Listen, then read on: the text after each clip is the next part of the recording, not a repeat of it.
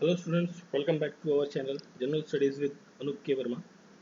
हम लोग कर रहे हैं Uttar Pradesh public service commission 2022 के अंतर्गत आने वाले सभी परीक्षाओं के लिए प्रैक्टिस सेट। स्पेसिफिकली इस टाइम पर हमारा फोकस है जो पीसीएस का एग्ज़ाम आपका 2022 में होना है और जिसका एग्ज़ाम डेट है 12 जून। और जैसे कि आपको पता ही होगा कि एडमिट कार्ड जो है इशू हो चुके हैं और सभी लोगों ने सेंटर्स देख लिए होंगे कि किन के सेंटर्स किन किन डिस्ट्रिक्ट्स के अंदर आयोजित है। ठीक है, तो बात करते हैं इस सेट की। तो इस सेट में हमने अभी तक इस सीरीज़ के अंदर 29 सेट्स को कवर अप कर लिया है और ये है हमारा 30th नंबर का सेट। ठीक है, तो आई होप सो वीडियो आपको अच्छी लग रही होंगी। तो प्लीज़ चैनल को लाइक, सब्सक्राइब और बेल आइकन ज़रूर प्रेस करें। बढ़ते हैं अपने सेट की तरफ। तो यहाँ देखिए, पहले क्वेश्चन में पूछा गया है given goods are refers to the product. Given goods कौन से प्रोडक्ट्स होते हैं? देखिए, गिवन गुड्स वो प्रोडक्ट होते हैं जिनकी डिमांड जो है बेसिकली बढ़ती रहती है। देखिए, डिमांड यहाँ पर क्या रहती है? डिमांड आपकी इंक्रीज होती रहेगी विद इंक्रीजिंग इन प्राइस। अगर जो प्राइस के अंदर भी इंक्रीजमेंट आपको देखने को मिल रही है और तो साथ में उसके साथ डिमांड भी बढ़ रही है। मतलब कुछ ऐसे गुड्स होते हैं जिनकी प्राइस बढ़ भी रही है तो भी उनकी डिमांड बढ़ती रहती है। जैसे कि आपका ब्रेड होता है, ब्रेड है, राइस है या पेट्रोल है। पेट्रोल और डीजल जो है आपका, ठीक है, इसके प्राइस भी बढ़ रहे हैं। फिर भी ऐसा नहीं कि इसकी डिमांड कम होना चालू हो गई, लोगों ने पेट्रोल या गाड़ियाँ अपना इस्तेमाल करना बंद कर दिया है। डिमांड स्टिल बढ़ भी रही है और गाड़ियाँ खरीदी भी जा रही है ना। तो इंक्रीज यहाँ पर प्राइस बढ़ने के साथ डिमांड भी बढ़ रही है, तो उस कंडीशन को कहते हैं गिवन गुड्स। और यहाँ पर करेक्ट आंसर रहेगा whose demand increases with increase in price. Increase price हो रहा है तो भी उसकी क्या है, डिमांड बढ़ती जा रही है। ऑप्शन ए जो है यहाँ पर करेक्ट आंसर रहेगा। फिर देखिए नेक्स्ट क्वेश्चन है, इसमें पूछा गया है what is called zone of junction between the two और मोर डाइवर्स इकोसिस्टम। दो या दो से अधिक डाइवर्स जो इकोसिस्टम है उसके जोन ऑफ जंक्शन को क्या कहा जाता है? ठीक है, तो ये कहा जाता है आपका इकोटोन। ऑप्शन बी जो है यहाँ पर करेक्ट आंसर रहेगा। क्वेश्चन नंबर 2 का बेसिकली दूसरा क्वेश्चन है, उसका जो करेक्ट आंसर है ऑप्शन नंबर 2, इकोटोन कहते हैं दो या दो से अधिक डाइवर्स जोन। ठीक है, उनकी जंक्शन को, मतलब जंक्शन ये हो गया ना, जैसे एक ये आपका डाइवर्स जोन है, ठीक है, ये डाइवर्स जोन में मतलब प्लांट्स बहुत सारे हैं, ठीक है, इस पर्टिकुलर ए एरिया में। और इस एरिया में एनिमल्स बहुत हैं, जो बी जोन है। और एक थर्ड जोन है, सपोज थर्ड जोन को थोड़ा सा थर्ड जोन को आप थोड़ा ऐसा कर लीजिए, ठीक है। तो थर्ड जोन है ये सी। तो यहाँ पर रिवर्स भी हैं, प्लांट्स भी हैं, एनिमल्स भी हैं, सब है। मतलब इसका जो जंक्शन वाला पार्ट हो गया ना, ये वाला पार्ट जो स्पेशली जो ये थोड़ा सा डार्क शेड कर दिया है मैंने, तो इस जोन को कहते हैं इकोटोन। ठीक है, अब ये इकोटोन कहाँ कहाँ देखने को मिलता है? जैसे कि आपका मैंग्रूव्स हैं, मैंग्रूव्स मैंग्रूव्स कहाँ पर आपको वेस्ट बंगाल के आसपास के एरिया में देखने को मिलते हैं, जो कोलकाता का रीजन है। अब ये किस चीज़ का इकोटोन बेसिकली बनता है? ये रिप्रेजेंट करता है मेराइन को। मतलब यहाँ पर क्या है, मेराइन पानी है, समुद्र है, समुद्री जीव जंतु, घास वगैरह जो भी है, जो मेराइन प्लांट्स होते हैं वो सब आपको देखने को मिलते हैं। प्लस यहाँ पर आपको टेरेस्ट्रियल इकोसिस्टम भी देखने को मिलता है। ठीक है, टेरेस्ट्रियल इकोसिस्टम भी आपको यहाँ देखने को मिलता है। देखिए, दो अलग अलग क्या है आपके, ये है बेसिकली इकोसिस्टम है, एक मेराइन इकोसिस्टम है और टेरेस्ट्रियल इकोसिस्टम। इन दोनों का जंक्शन आपको मैंग्रोव में देखने को मिलता है। दूसरे एग्जांपल की हम बात करें तो एक और है, जैसे ग्रासलैंड होते हैं, ग्रासलैंड्स। तो ग्रासलैंड्स जो हैं ये आपके बनते हैं, जैसे एस्चुरीज बनती हैं, एस्चुरीज, और प्लस आपकी river bank, that is river bank. ठीक है, इन दोनों के जो जंक्शन वाला एरिया होता है वो कहलाता है आपका ग्रासलैंड। ये आपका ग्रासलैंड जो है छोटा भी हो सकता है, मतलब चौड़ा भी हो सकता है, लंबा सा भी हो सकता है, नैरो भी हो सकता है, ब्रॉड भी हो सकता है, किसी भी स्ट्रक्चर का हो सकता है। ठीक है, स्ट्रक्चर डजंट डिपेंड, वो किसी भी मैटर पे मतलब किसी भी साइज का हो सकता है। ठीक है, जो ऑर्गेनिज्म यहाँ पर मोस्टली रहते हैं इन एरियाज में, बेसिकली इकोसिस्टम इकोटोन के एरियाज में, उनको कहा जाता है एज स्पीसीज। ठीक है, ये भी इंपॉर्टेंट टर्म है, एज स्पीसीज कहा जाता है जो एनिमल या जो स्पेशली जो ऑर्गेनिजम्स इन एरियाज में रहते हैं, इस जोन के अंदर रहते हैं। ठीक है, तो क्वेश्चन का correct answer option number B. चलिए फिर देखिए नेक्स्ट क्वेश्चन। इस क्वेश्चन में पूछा गया है कि which of the following amendment, sorry, इनमें से कौन सा वो अमेंडमेंट है जिसके तहत जो है फंडामेंटल ड्यूटीज़ को कॉन्स्टिट्यूशन के अंदर डाला गया। देखिए, जब भारतीय संविधान आपका 26 जनवरी 1950 को लागू हुआ तो उस टाइम पर संविधान के अंदर आपका फंडामेंटल ड्यूटीज़ नहीं था। बट इसको बाद में जो आपका 42nd अमेंडमेंट है, 42nd अमेंडमेंट एक्ट जो था 1976 का, ठीक है, उसके तहत फंडामेंटल ड्यूटीज़ को कॉन्स्टिट्यूशन ऑफ इंडिया के अंदर ऐड किया गया, ठीक है। और कहाँ ऐड किया गया? पार्ट 4A के अंदर। बहुत ही सिंपल चीज़ है, आप सभी को पता होगी, पार्ट 4A के अंदर ऐड किया गया। और इसके लिए जो आर्टिकल है, वो आर्टिकल है जिसके अंदर ये सब बातें कही गई हैं, वो है आर्टिकल नंबर 51A, ठीक है, आर्टिकल नंबर 51A। अब ये तो बात हो गई इसकी, तो यहाँ पर क्वेश्चन का करेक्ट आंसर हो गया ऑप्शन नंबर डी, ठीक है। बट साथ में एक और इम्पॉर्टेंट चीज़ है, जब संविधान हमारा लागू हुआ था तो उस टाइम पर जब ये अमेंडमेंट में ऐड किया गया था फंडामेंटल ड्यूटीज़ संविधान के अंदर, तो 10 फंडामेंटल ड्यूटीज़ जो है वो ऐड करी गई थी। जो 11वीं फंडामेंटल ड्यूटी है, 11th फंडामेंटल ड्यूटीज़ है हमारे पास आज की डेट में, तो जो 11वीं फंडामेंटल ड्यूटी है वो ऐड करी गई थी 86 अमेंडमेंट एक्ट, ठीक है। 86 अमेंडमेंट एक्ट जो आपका हुआ था, और ये हुआ था आपका कब? 2000 के अंदर, सन 2000, जो अटल बिहारी सरकार थी उस टाइम पर ये ऐड हुआ था। और ये बेसिकली 11वां फंडामेंटल ड्यूटी क्या है कि भाई जो माता पिता की जो जिम्मेदारी है कि जो बच्चों को 14 साल तक जो है शिक्षा ग्रहण कराएं, मतलब एलिमेंट्री एजुकेशन की बात यहाँ पर कही गई थी फंडामेंटल ड्यूटीज़ में, ठीक है। तो क्वेश्चन का correct answer option number D, 42nd amendment act. फिर देखिए नेक्स्ट क्वेश्चन है, विच of the following does not come under the Bharat Nirman योजना। जो भारत निर्माण योजना है ये एक्चुअली शुरू हुई थी 2006 2005 6 में 2006 इस सेशन के दौरान शुरू की गई थी। और इसकी मेन ऑब्जेक्टिव्स थे कि स्ट्रेंथ करना है रूरल स्ट्रेंथनिंग करनी है रूरल इंफ्रास्ट्रक्चर को, जो रूरल ग्रामीण क्षेत्र का जो इंफ्रास्ट्रक्चर है उसको क्या करना है? सुदृढ़ बनाना है। और इसके जो ऑब्जेक्टिव्स थे कि भाई रोड को अच्छा करना है यहाँ पर, ठीक है, और साथ में हाउसिंग्स प्रोवाइड करनी है, घर जिनके नहीं हैं, इरिगेशन की सुविधाएं आपको प्रोवाइड करनी है यहाँ, और वाटर सप्लाई में स्पेशली ये था कि ड्रिंकिंग वाला जो पानी है आपका, ड्रिंकिंग वाटर को देखना है।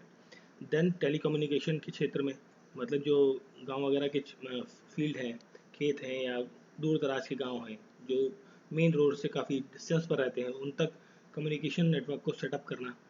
और साथ में इलेक्ट्रिसिफिकेशन, इलेक्ट्रिसिटी प्रोवाइड करना उन सभी एरियाज़ को, स्पेशली विलेज एरियाज़ को। तो ये 6 इम्पॉर्टेंट एम थे भारत निर्माण योजना के।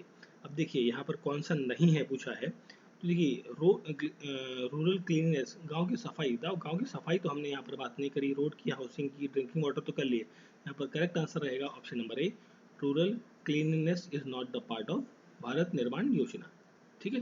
वैसे भी जनरली आप गांव वगैरह को देखोगे तो गांव वगैरह जो है जनरली शहरों के कंपैरेटिव ज़्यादा साफ सुथरे नज़र आते हैं।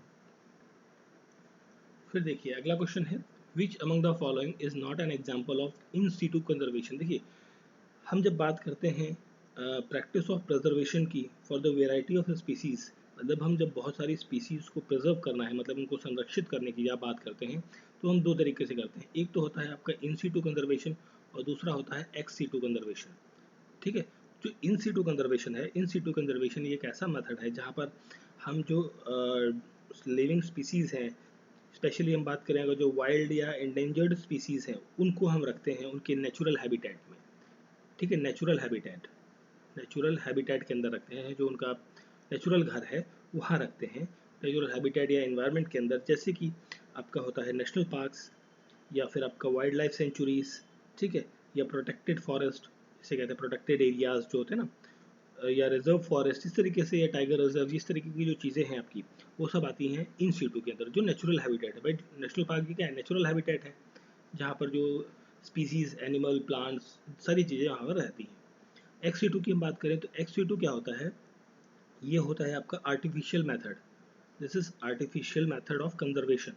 आर्टिफिशियल कंजर्व करना है किनको? स्पीसीज को, वाइल्ड लाइफ स्पीसीज या फिर एनिमल्स या एंडेंजर्ड स्पीसीज, किसी भी कोई चीज़ को आपको प्रिजर्व करना है, बचा के रखना है, तो उसके लिए आर्टिफिशियल तरीका है। अब ये आर्टिफिशियल तरीका क्या है?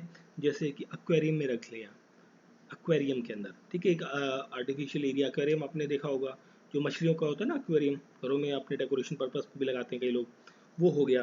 बोटानिकल गार्डन्स हो गया, बोटानिकल गार्डन्स, ये आपका डीएनए बैंक्स हो गए, और जू हो गए।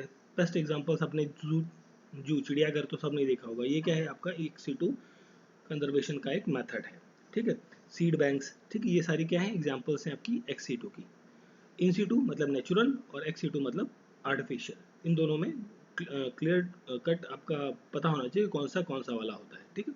Not an example of in situ मतलब नेचुरल वाले का इन का मतलब नेचुरल, एक्स मतलब आर्टिफिशियल, ठीक है, एग्जाम्पल नहीं है। देखिए यहाँ पर protected forest, national park, biosphere reserve तो नेशनल इसमें आ गए आपके नेचुरल वाले पार्ट में, ठीक। बॉटनिकल गार्डन आपका एक्स सीटू पार्ट आता है, तो यहाँ पर करेक्ट आंसर रह जाएगा ऑप्शन नंबर ए। चलिए फिर देखिए नेक्स्ट क्वेश्चन है, बहुत ही सिंपल क्वेश्चन, बेसिक क्वेश्चन है बट इंपॉर्टेंट क्वेश्चन है। इसमें पूछा गया है fundamental rights are provided in which part of the constitution, Bharat के संविधान के अंदर किस पार्ट के अंदर फंडामेंटल राइट्स जो है वो दिए गए हैं। देखिए जैसे कि आपको पता है फंडामेंटल राइट्स आपके पार्ट 3 में दिए गए हैं, ऑप्शन सी जो है यहाँ पर रहेगा करेक्ट आंसर, ठीक। और फंडामेंटल राइट्स की हम बात कर रहे हैं, जो हम FR जिसे हम शॉर्ट में लिखते हैं, इसके अंदर आपके 6 डिवीज़न है, मतलब 6 सब कैटेगरीज के अंदर हमने फंडामेंटल राइट्स को डिवाइड किया है। एक होता है राइट टू इक्वालिटी के बारे में हम बात करते हैं, जिसके लिए आर्टिकल्स हैं 14 से 18। देन हमारे पास सेकंड है right to freedom, right to freedom की हम बात करें यहाँ फ्रीडम की, तो फ्रीडम वाला 19 से आता है आपका 22 नंबर तक। Then right to right against, not right to, right against exploitation, ठीक है, एक्सप्लॉयटेशन के विरुद्ध जो अधिकार है वो है 23, 23 and 24। Then right to freedom of religious, ठीक है, religion not religious, that is religion, right to freedom of religion, तो इसका ये आर्टिकल है 25 से 28। देन हम बात करें यहाँ पर आगे कल्चरल एंड एजुकेशनल राइट, ठीक, कल्चरल और एजुकेशनल राइट्स के बारे में बात करी जाती है 29 और 30 आर्टिकल्स में। देन लास्ट बचता है हमारा कॉन्स्टिट्यूशनल रेमेडीज, ठीक है, इसके लिए जो आर्टिकल है 32 से लेकर 35 तक, ठीक है। तो कुल मिला के फंडामेंटल राइट्स के लिए जो आर्टिकल्स हैं वो हैं आपके 12 से, कहा जाए तो 12 से 35 है, ठीक है। बाकी स्टार्टिंग के दो हैं वो आपके जुडिशियल रिव्यू वाला एक पार्ट आ जाता है और एक इंट्रोडक्शन पार्ट है, बट मेनली जो है 14 से आप कह सकते हो 14 से 35 के आसपास हो सकता है। ये दोनों ऑप्शन आपको कहीं पूछा जा सकता है, तो ऑप्शन सी जो है यहाँ पर करेक्ट आंसर है, ठीक है। फिर देखिए अगला क्वेश्चन है हमारा, इसमें पूछा गया है कि which of the following are the indicators of human development index, जिसे हम शॉर्ट में कहते हैं HDI इंडेक्स। और ये HDI इंडेक्स जो है ये आपका बताता है global measure of the level of human life के बारे में, ये आपका लेवल के बारे में बताता है। और इसे डेवलप किया गया था 1990 के अंदर। एक पाकिस्तानी इकोनॉमिस्ट थे जिनका नाम था महमूद उल हक, ठीक है, नाम इंपॉर्टेंट है, ध्यान रखिए पूछा जा सकता है, महमूद उल हक, इन्होंने ये बताया था, सुझाया था। और इसके अंतर्गत जो है दो रैंकिंग मतलब 2 पॉइंट्स दिए जाते हैं बाइनरी कोडिंग में, 0 और 1, मतलब जिसका लेवल अच्छा है उसको 1, जिसका बुरा है उसको 0, इस तरीके से इसमें कोडिंग की जाती है। और इसे पब्लिश करता है UNDP। पब्लिश कौन करता है? यूनाइटेड नेशन डेवलपमेंट प्रोग्राम के तहत जो है HDI इंडेक्स की रिपोर्ट जो है वो पब्लिश की जाती है। और इसके अंदर जो है 3 मानकों को दिया जाता है, जिसमें 3 बेसिकली जो पॉइंट्स हैं उनको कंसिडर किया जाता है for making the human development index. वो पॉइंट्स हैं, पहला तो है पर कैपिटा ग्रॉस इनकम, ठीक है, नेशनल इनकम, ठीक है, per capita gross national income को कंसिडर किया जाता है। सेकंड है आपका लाइफ एक्सपेक्टेंसीज को कंसिडर किया जाता है। और थर्ड है आपका एजुकेशन का लेवल क्या है। इन तीनों पॉइंट्स को कंसिडर करते हुए HDI इंडेक्स निकाला जाता है। तो देखिए यहाँ पर दिया हुआ है, तो तीनों पॉइंट आपको मेंशन किए गए हैं यहाँ पर। तो यहाँ पर क्वेश्चन का करेक्ट आंसर रहेगा ऑप्शन नंबर डी, ठीक है, ऑप्शन डी जो है यहाँ पर रहेगा करेक्ट आंसर। फिर देखिए नेक्स्ट क्वेश्चन है हमारा, इसमें 2 स्टेटमेंट दी गई हैं, आपको बताना है कौन सी स्टेटमेंट सही है कौन सी गलत है। तो पहली स्टेटमेंट में आपको एक डेफिनेशन दी गई है इन्वायरमेंट की। इन्वायरमेंट की डेफिनेशन क्या है? तो इन्वायरमेंट क्या होता है? सम ऑफ टोटल लिविंग, जितने भी लिविंग हैं, नॉन लिविंग कंपोनेंट्स, इन्फ्लुएंस्ड और इवेंट्स सराउंडिंग एंड ऑर्गेनिजम्स, ठीक है। मतलब अगर जो हम बात करें कि ये कि इन्वायरमेंट की डेफिनेशन दी गई है कि इन्वायरमेंट जो है एक ऐसी चीज़ है जो टोटल सम है किन किन चीज़ों का, total sum of sorry living organisms, non living components, influence events surrounding organisms, जिसके अंदर आपके आएंगे बायोटिक कंपोनेंट्स और बायोटिक मतलब लिविंग कंपोनेंट्स, और साथ में अबायोटिक कंपोनेंट्स जिन्हें कहते हैं नॉन लिविंग कंपोनेंट्स, ये दोनों कंसिडर किए जा रहे हैं, ठीक है। तो पहली स्टेटमेंट तो आपकी यहाँ पर हो रही है सही। नेक्स्ट पूछा है भारत के अंदर एनवायरमेंटल प्रोटेक्शन एक्ट जो है वो 1980 के अंदर पास हुआ। अब देखिए यहाँ पर थोड़ा सा गड़बड़ है। जो इन्वायरमेंटल प्रोटेक्शन एक्ट है जिसे हम शॉर्ट में कहते हैं EPA, इन्वायरमेंटल प्रोटेक्शन एक्ट, ये आपका लागू हुआ था, इनेक्ट हुआ था 1986 के अंदर, ना कि 1980 के अंदर। ठीक है, अब ये 1986 के अंदर लागू हुआ, किस वजह से? देखिए इसके लिए एक कॉन्फ्रेंस हुई थी जिसे कहते हैं स्टॉकहोम कॉन्फ्रेंस जो हुई थी वो हुई थी 1972 के अंदर। इसके अंदर जो भी डिसीजन लिए गए उसके बाद जो है लगभग 14 साल के बाद ये कॉन्फ्रेंस आपकी मतलब बेसिकली एक्ट लाया गया। ठीक है, तो क्वेश्चन का करेक्ट आंसर यहाँ पर रहेगा option number A, only one statement is correct, second statement भी आपकी गलत हो जा रही है। ठीक है, option A is correct answer. चलिए फिर देखिए next question, tenure of controller and auditor general of India, जिसे हम कैग कहते हैं, CAG कहते हैं। ठीक है, ये एक कॉन्स्टिट्यूशनल भारत के संविधान के अंदर दिया गया एक पद है इंडिपेंडेंट चार्ज का। ठीक है, जो बेसिकली क्या करता है, ऑडिटिंग का काम करता है। मोस्टली इसका काम क्या है, मेनली ऑडिट करना, किनको? जो सेंट्रल गवर्नमेंट के अकाउंट्स हैं और या स्टेट गवर्नमेंट के अकाउंट्स हैं। बट स्टेट या सेंट्रल के बेसिकली मोटा मोटा काम ये सेंट्रल गवर्नमेंट का करता है, स्टेट का रिकमेंडेशन पर करता है। ठीक है, तो ये अकाउंट्स को एडिट करता है कि भाई जो खर्चा है या बजट है जो दिया गया डिफरेंट एजेंसीज को, तो उन खर्चों का जो हिसाब किताब है वो प्रॉपरली है या नहीं है, तो उसको देखने का काम करता है। बेसिकली इसको एक और नाम से जाना जाता है, इसे कहते हैं chief guardian of public purse. देखिए chief guardian of public purse. ठीक है, तो देखिए एक्चुअली पब्लिक पर्स इसलिए कहा गया क्योंकि भाई जो खर्चा सरकार कर रही है वो हमारे मेरे आपके हम सभी लोगों के जो टैक्स से पैसा जा रहा है सरकार के पास, उन्हीं पैसों को ही वो खर्च कर रही है ना। तो उसकी जानकारी रखना भी पब्लिक के लिए या सरकार के लिए जानना ज़रूरी है ताकि ट्रांसपेरेंसी बनी रहे। अब इसकी अपॉइंटमेंट जो है CAG की वो कौन करते हैं, वो करते हैं प्रेसिडेंट, राष्ट्रपति जो है इसकी नियुक्ति करते हैं। ठीक है, बाय हिज वारंट, अपने वारंट के द्वारा, जिसके अंदर मतलब लिख के देते हैं वो अपना कि भाई फलाना व्यक्ति को, बट एड एंड एडवाइस तो यहाँ पर काउंसिल ऑफ मिनिस्टर या प्राइम मिनिस्टर की रहती है, but the name of president यहाँ पर अपॉइंट करते हैं। इनका जो कार्यकाल होता है वो होता है 6 साल का या फिर 65 ईयर्स ऑफ एज, जो भी इन दोनों में से सबसे पहले अचीव हो जाए। मतलब कोई व्यक्ति अगर जो 62 ईयर्स में अपॉइंट हुआ है CAG तो वो 65 साल तक रहेगा, 3 साल अपना कार्यकाल पूरा करेगा। कोई व्यक्ति 58 ईयर्स का जब है तब वो अपॉइंट हुआ है, तब वो अपना कार्यकाल कब तक करेगा, 6 साल, मतलब 64 ईयर्स तक कंप्लीट करेगा और 1 साल बच जाएगा तब वो रिटायर हो जाएगा। ठीक है, तो इनमें से जो भी चीज़ पहले आ जाए तो ये है। यहाँ पर करेक्ट आंसर होगा 6 years, option C is the correct answer. चलिए फिर देखिए अगला प्रश्न है, इसमें पूछा गया है national commission for the protection of child right के प्रोटेक्शन के लिए जो नेशनल कमीशन की स्थापना की गई है वो कब किया गया है, किस साल में किया गया है, ये पूछा गया है। तो देखिए जो national commission for protection of child right की बात करें तो ये एक स्टैट्यूटरी बॉडी है। ठीक है, स्टैट्यूटरी बॉडी कौन सी होती है? स्टैट्यूटरी बॉडी वो होती है जो पार्लियामेंट में किसी एक्ट के द्वारा लाया गया, मतलब देखिए पार्लियामेंट के अंदर कोई एक्ट लाया गया या कोई बिल लाया गया, उसके तहत कोई जो बॉडी बनाई गई, मतलब एक कानून के तहत बनाई गई कोई संस्था जो है वो कहलाती है आपकी स्टैट्यूटरी बॉडी। और कॉन्स्टिट्यूशनल बॉडी वो होती है जो संविधान में जिसका मेंशन किया गया है।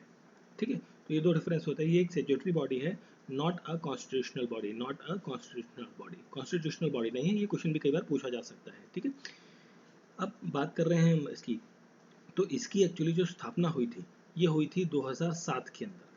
ठीक है, 2007 में ये legislation enact by the parliament में लाया गया 2007 में। उस एनेक्टमेंट या जो बेसिकली बिल था, उस बिल का नाम था commission for protection of child rights act 2005। देखिए एक्ट का नाम तो 2005 है बट लाया गया था 2007 में। ठीक है, अब 2005 में लाया गया, फिर गया पार्लियामेंट में, पास नहीं हुआ, तो फिर दोबारा से कुछ मॉडिफिकेशंस के साथ, अमेंडमेंट के साथ उसे वापस 2006 में इंट्रोड्यूस किया गया। तो उसके बाद फाइनली जो है ये पास हुआ था आपका 7 में। ठीक है, तो यहाँ पर जो करेक्ट आंसर रहेगा ऑप्शन नंबर डी जो है यहाँ करेक्ट आंसर रहेगा। ठीक है, फिर देखिए अगला क्वेश्चन है, इसमें पूछा गया है कि total number of ministers including the prime minister shall not be exceeded. देखिए ये एक इम्पॉर्टेंट क्वेश्चन है। ये जो आपका रहेगा, ये एक्चुअली देखिए, यूनियन काउंसिल ऑफ मिनिस्टर जो होती है, देखिए यूनियन काउंसिल ऑफ मिनिस्टर की हम बात करते हैं, काउंसिल ऑफ मिनिस्टर जो सेंट्रल के अंदर आती है, इसके अंदर जो लोगों की संख्या है, कितने लोग हो सकते हैं, तो ये एक लिमिट कर दी गई है। ठीक है, ये लिमिट कर दी गई थी। ठीक है, तो इसके लिए जो अमेंडमेंट आया था वो आया था आपका 91st अमेंडमेंट एक्ट, और ये आया था अमेंडमेंट एक्ट जो आया था, ये आया था आपका 2003 के अंदर। ठीक है, इससे पहले क्या था कि भाई देखिए, कई बार होता था ना कि सरकार किसी पर्टिकुलर पार्टी की मेजोरिटी नहीं है, तो कहते हैं कि भाई ए पार्टी, बी पार्टी और सी पार्टी मिलाकर सरकार बना लेते हैं, और पार्टी डी पार्टी है उसकी भी कमी पड़ रही है थोड़ी सी, तो इसको भी मिला के सरकार बना लेते हैं। तो भाई मंत्रिमंडल जो होगा, तो वहाँ पर भाई 100 लोग हो गए, कभी 120 लोग हो गए, तो मतलब एक बहुत ज़्यादा लोगों को मिनिस्ट्री बांटनी पड़ रही थी। तो इस कंडीशन को सॉल्व करने के लिए ये अमेंडमेंट आया था, 91st अमेंडमेंट एक्ट 2003। इसके अंदर ये कहा गया कि जितनी भी मेंबर ऑफ मेंबर्स हैं उस पर्टिकुलर सदन के अंदर, ये चीज़ लोकसभा में भी लागू होती है, और साथ में जो आपके इस राज्य की विधानसभा है वहाँ पर भी लागू होती है, कि जितनी स्ट्रेंथ है, स्ट्रेंथ का 15%, 15% जो है, इससे ज़्यादा आप काउंसिल ऑफ मिनिस्टर के अंदर नहीं रख सकते। ठीक है, मतलब जो आप इंक्लूडिंग अभी काउंसिल ऑफ मिनिस्टर के अंदर जो आपका पीएम या सीएम जो भी हैं, ये लोग भी इंक्लूडेड हैं। ठीक है, तो जो 15% होगा, मतलब अगर जो देखिए हम अब बात करें भारत की लोकसभा में अभी कितनी सीटें हैं, 543। ठीक है, 2 एंग्लो इंडियंस की थी, उन्हें हटा दिया गया है, तो 543 सीटें हैं। इसको जब आप 15% इसका निकालेंगे तो लगभग ये 81 के आसपास होगा, 81 के आसपास। तो 81 लोगों से ज़्यादा जो है काउंसिल ऑफ मिनिस्टर्स के अंदर जो लोग हैं वो नहीं हो सकते। हाँ, कम हो सकते हैं, बिल्कुल कोई डाउट नहीं है, 40 हो सकते हैं, 60 हो सकते हैं, 50 भी हो सकते हैं, बट 81 से ज़्यादा नहीं हो सकते, ये इस अमेंडमेंट के अंदर कहा गया। तो यहाँ पर क्वेश्चन का करेक्ट आंसर होगा ऑप्शन नंबर डी, 15% से ज़्यादा नहीं होने चाहिए total members of Lok Sabha. But ये चीज़ एप्लीकेबल होती है आपकी स्टेट के ऊपर भी, स्टेट की जो विधानसभा है वहाँ पर भी 15% से ज़्यादा नहीं हो सकते। ठीक है, तो ऑप्शन डी जो है यहाँ पर करेक्ट आंसर है। तो ये था आपका part 30 of practice set. I hope so questions आपको अच्छे लगे होंगे, समझ में आए होंगे। तो प्लीज़ चैनल को लाइक, सब्सक्राइब और बेल आइकन प्रेस करें। मिलते हैं नेक्स्ट वीडियो में। Thank you for watching.